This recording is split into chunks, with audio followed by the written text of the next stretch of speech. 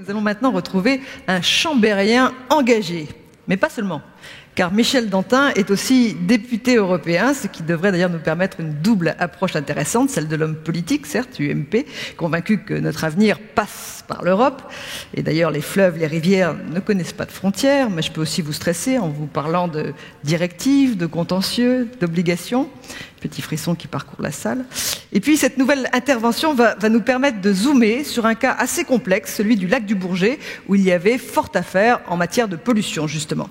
Je vais demander à Michel Dantin, député européen, président du comité de bassin Rhône-Méditerranée, président du CISALP aussi, le comité intersyndical d'assainissement du lac du Bourget, de venir s'exprimer à son tour. Bienvenue.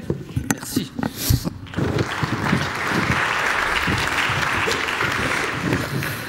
Mesdames, Messieurs, permettez-moi à mon tour, en tant que président du comité de bassin, de vous remercier d'avoir bien voulu répondre à notre invitation.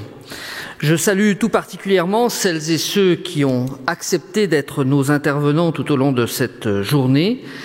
Monsieur le Premier ministre Michel Rocard, Monsieur le Président de l'Association des maires de France, Monsieur Pélissard, et Madame Vigano, nous sommes très honorés par votre présence.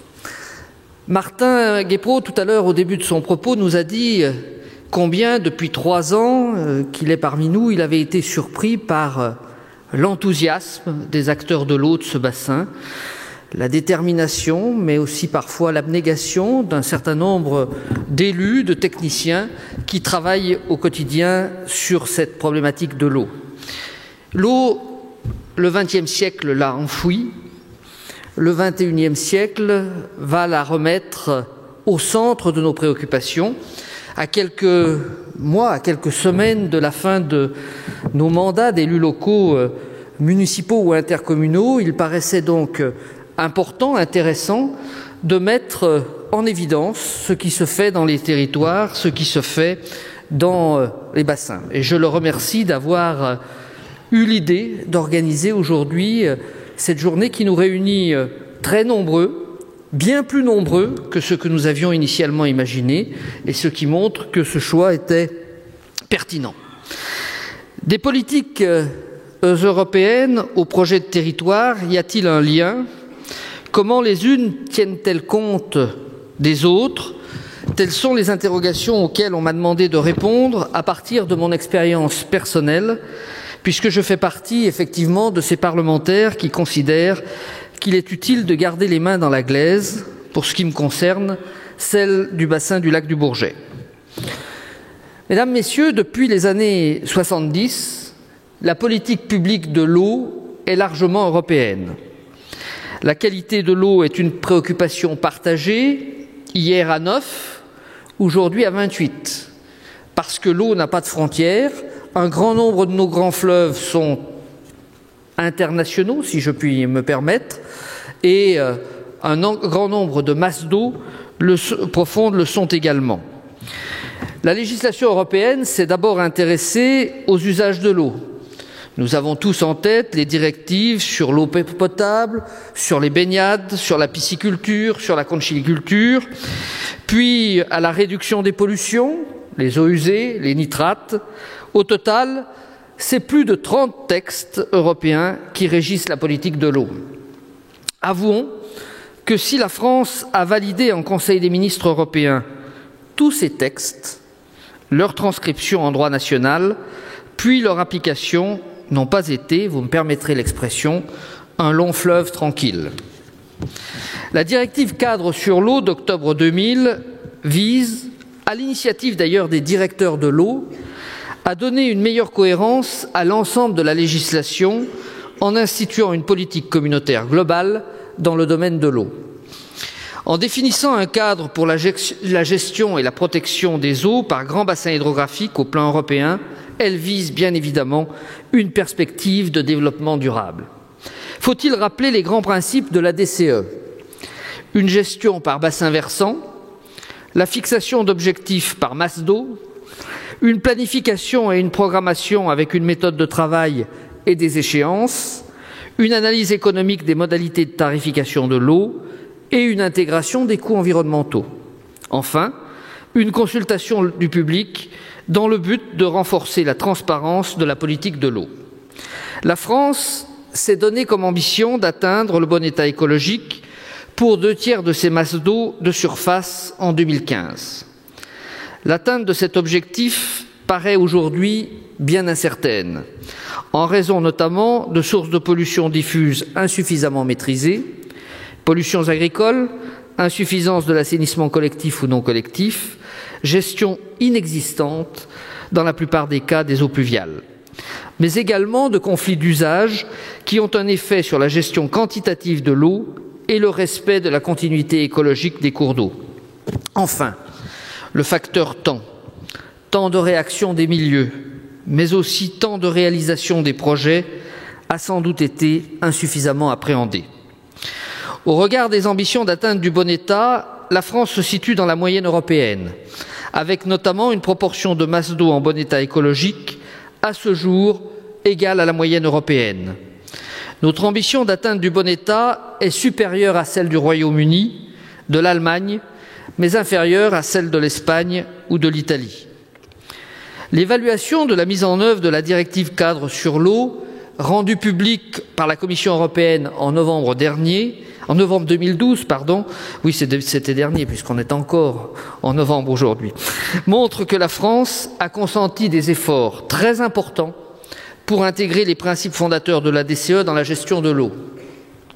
Sa gouvernance, née de la loi de 1964, est exemplaire. Je veux insister sur ce point car, pour nous, la gestion à la française, c'est du quotidien. Nous sommes un cas que l'on regarde dans les autres pays européens, car notre modèle participatif, notre modèle par bassin, est encore inconnu 13 ans après la promulgation de la DCE par un grand nombre de pays. Alors, les points forts de cette gestion ont été des atouts pour réunir la première étape, l'élaboration des schémas directeurs d'aménagement et de gestion des eaux. À ce jour, la France n'est pas concernée par un contentieux européen pour cette directive, soulignons-le. L'évaluation par la Commission a relevé néanmoins certaines faiblesses au niveau de nos méthodes d'évaluation, de l'état écologique, de l'état physico-chimique et de l'hydromorphologie, ainsi que de la prise en compte des différentes substances dans l'état chimique notamment. Par ailleurs, la Commission européenne considère que les SDAGE, et le nôtre en particulier, ont insuffisamment intégré l'adaptation au changement climatique. Nous avions anticipé, puisque dès la fin 2011, avec le préfet coordinateur, nous avions décidé d'élaborer un plan de bassin d'adaptation au changement climatique qui devrait être adopté au printemps 2014. Il constituera un axe de progrès important du SDAGE Rhône-Méditerranée, dont le besoin a été souligné par la consultation du public sur les enjeux de l'eau que le comité de bassin a organisé d'octobre 2012 à avril 2013. Le SDAGE.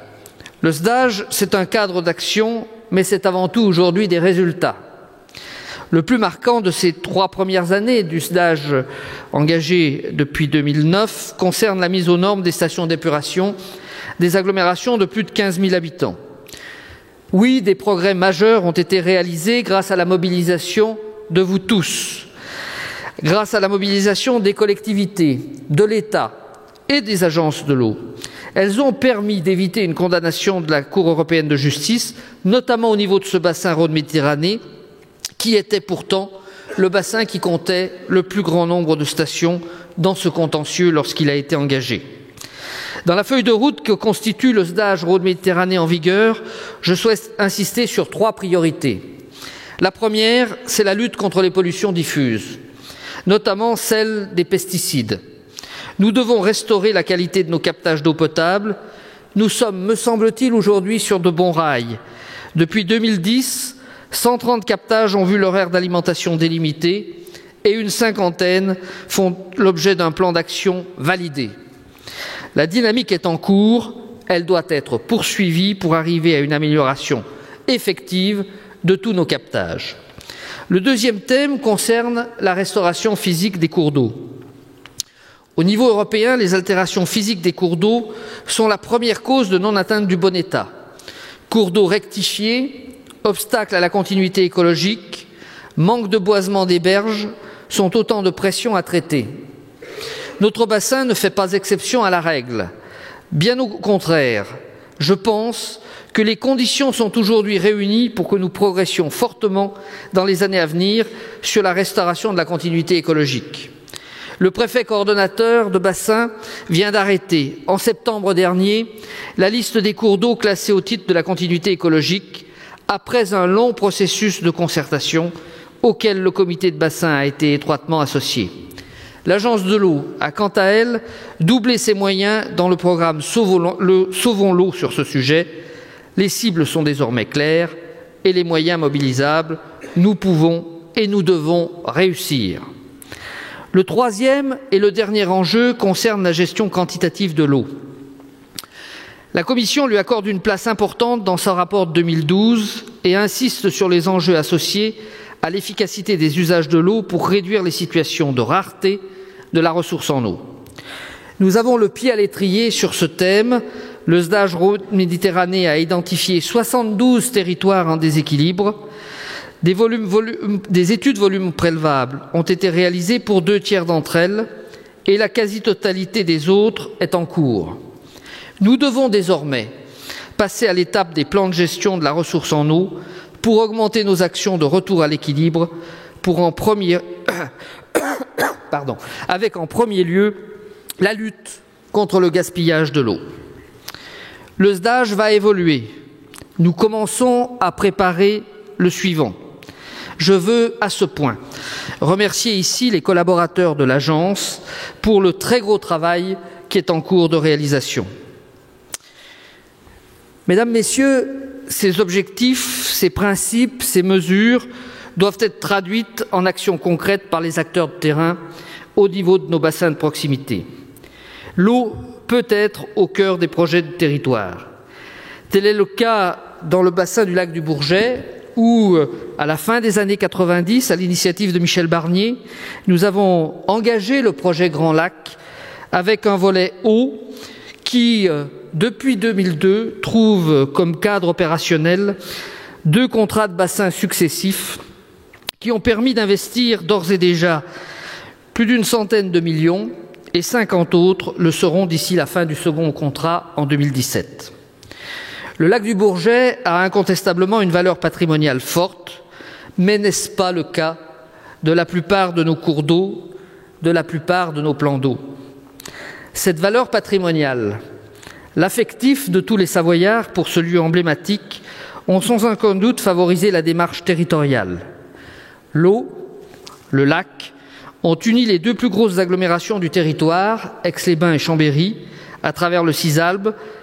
Ce périmètre rassemble un Savoyard sur 2.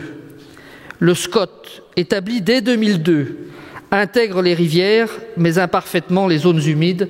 J'y reviendrai.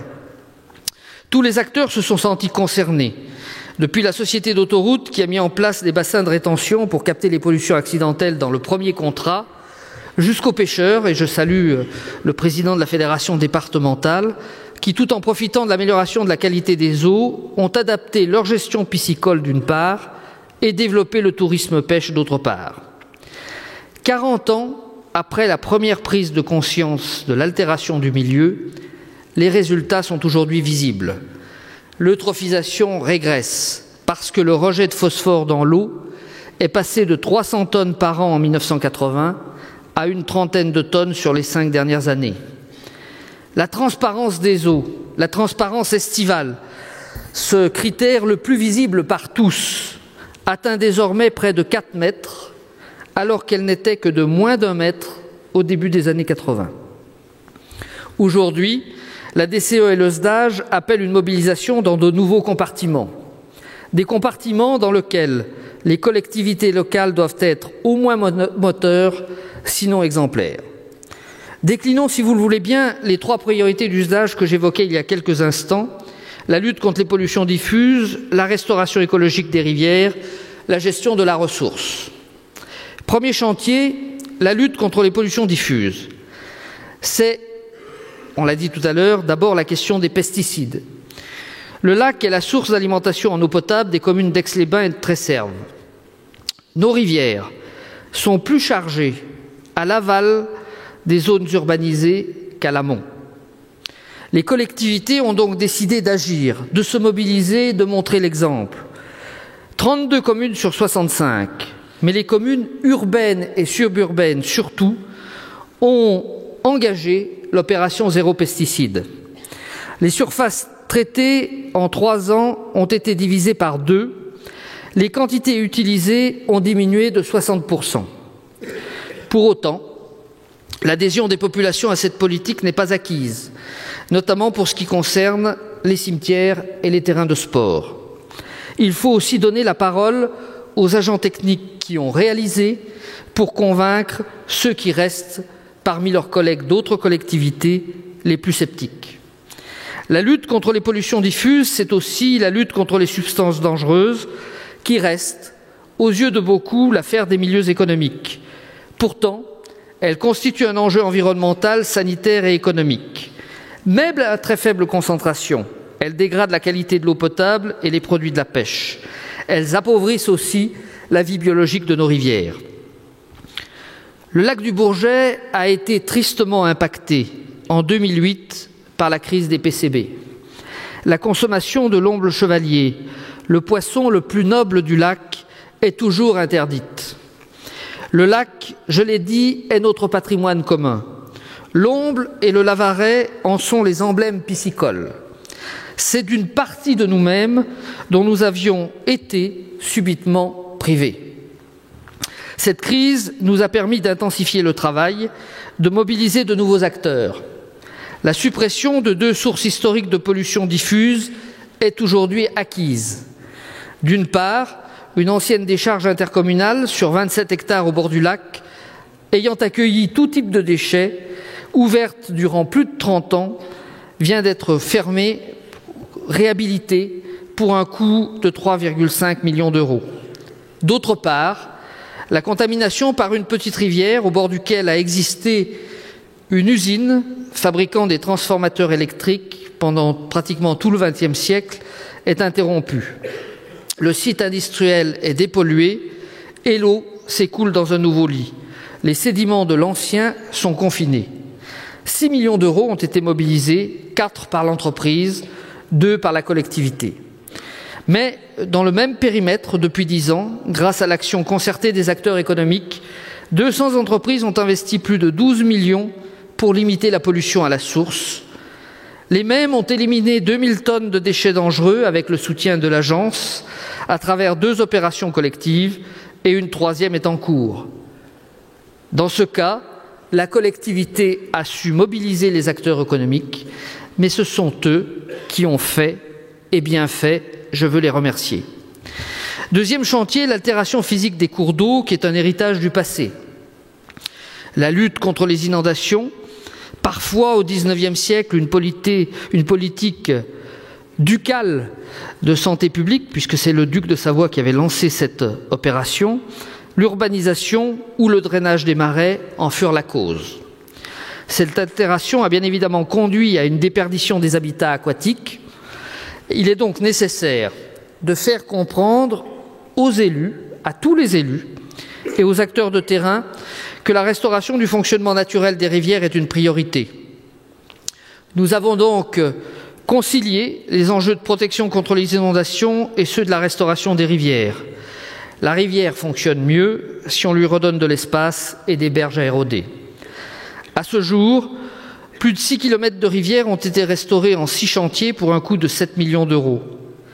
Certaines rivières ont été entièrement refaites, des berges revégétalisées, des annexes écologiques reconnectées. Aujourd'hui, les passes à poissons réalisées ont par exemple permis à la truite lacustre de se reproduire. Je veux saluer le travail fait par les syndicats de cours d'eau ou par, dans un temps plus récent, les 2 agglomérations, et je salue en particulier le vice-président de Chambéry Métropole, Patrick Pandola. Désormais, mesdames, messieurs, la population demande, les élus souhaitent rouvrir des cheminements le long des cours d'eau. 3e chantier, la gestion de la ressource. La décennie écoulée a mis en évidence la fragilité d'une agriculture de proximité par rapport à l'eau et l'assèchement total de certains petits cours d'eau de la chaîne de l'Épine. Alors que les collectivités souhaitent développer dans leurs agendas 21 les circuits de proximité, maraîchers et arboriculteurs voient leur avenir menacé. Le besoin en eau d'irrigation est modeste. Il est évalué à peine 200 000 m3 par an, alors que le prélèvement global de l'agglomération chambérienne est de 10 millions de m3 par an.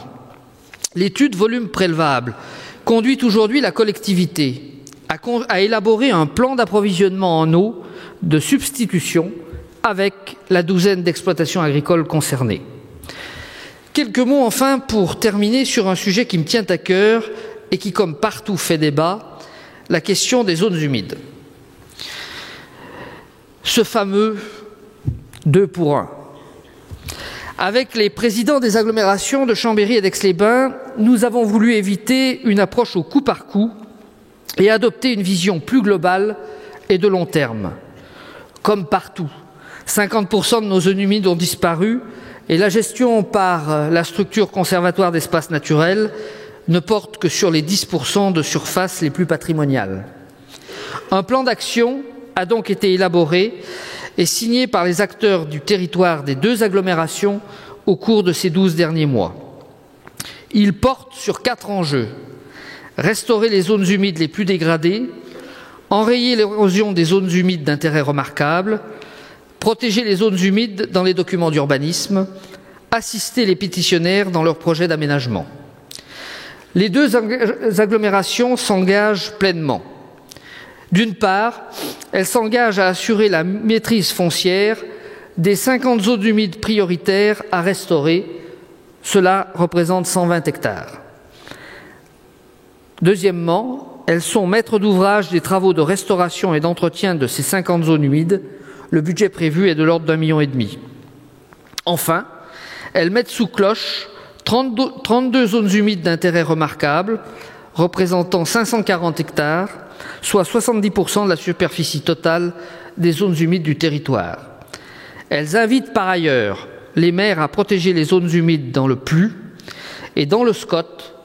Cette problématique sera prise en compte dès lors que les surfaces concernées seront repérables par la maille du SCOT. Elles mettent enfin en œuvre les mesures compensatoires en lieu et place des pétitionnaires. Ça représente environ 20 000 € par hectare impacté.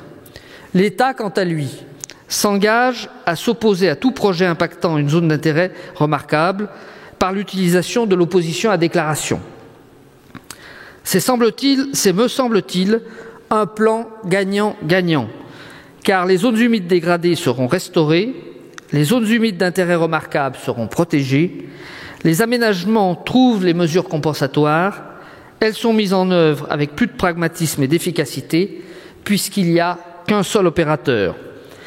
L'aménageur paye à la collectivité et c'est la collectivité qui est garante de la réalisation de la mesure conservatoire. Mesdames, Messieurs, j'ai une certitude. Il ne peut pas y avoir de politique zone humide ambitieuse sans un engagement fort des collectivités à travers une politique de maîtrise foncière de ces zones, à travers une politique d'aménagement intégrant davantage le fonctionnement des milieux aquatiques. Notre action se veut globale, mais à travers ces quelques exemples, j'espère d'abord vous avoir montré un cas, parmi tant d'autres, de déclinaison d'une politique européenne. Je sais que vous êtes nombreux, très nombreux dans cette salle, à pouvoir faire la même présentation. Mesdames, Messieurs, au moment où il est de bon ton de taper sur Bruxelles en toute occasion, reconnaissons que la DCE nous oblige. Si le SDAGE nous encadre, seule la volonté permet effectivement d'agir et il reste possible de mobiliser des moyens. La volonté marque de nombreux élus, de nombreux territoires. C'est ce que nous voulons démontrer aujourd'hui. Je vous remercie de votre attention.